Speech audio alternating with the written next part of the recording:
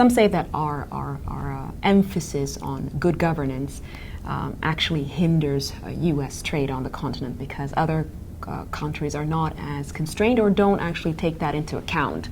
Africa has trading partners like China that say that whatever your domestic policy is your domestic policy and we won't get involved. Do you think that's the case? I think different trading partners bring different approaches to the table, and it's really up to Africa to decide what kind of approaches it thinks is in its best interest. You know, we're not just interested in taking resources out of Africa. We're interested in investing in human resources in Africa. Let's talk a little bit about other trade agreements that the U.S. Has either signed or is in the process of negotiating. The Trans-Pacific Partnership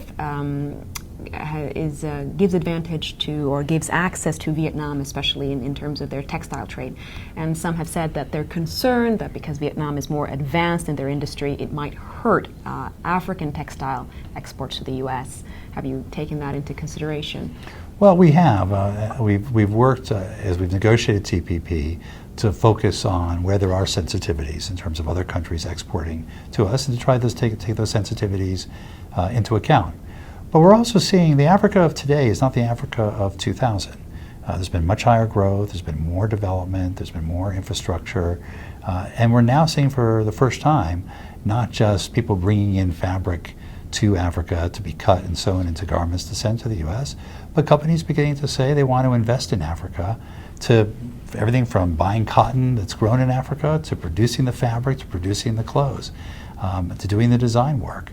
And that's, I think, very positive overall. So I think there's a real opportunity here for Africa to use this time to step up in terms of its competitiveness with not just countries like Vietnam, who may benefit from a trade agreement with us, but Bangladesh and others who have no trade agreement with us and are still exporting far more in apparel to us than sub-Saharan Africa.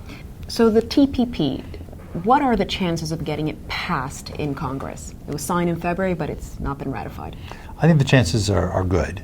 I'm spending a lot of my time up in Congress going through the agreement with members of Congress, and the more they learn about the agreement and what's in there that's good for their constituents and the stakeholders they care about, what's at risk if we don't get it passed, I think at the end of the day we'll have the necessary support.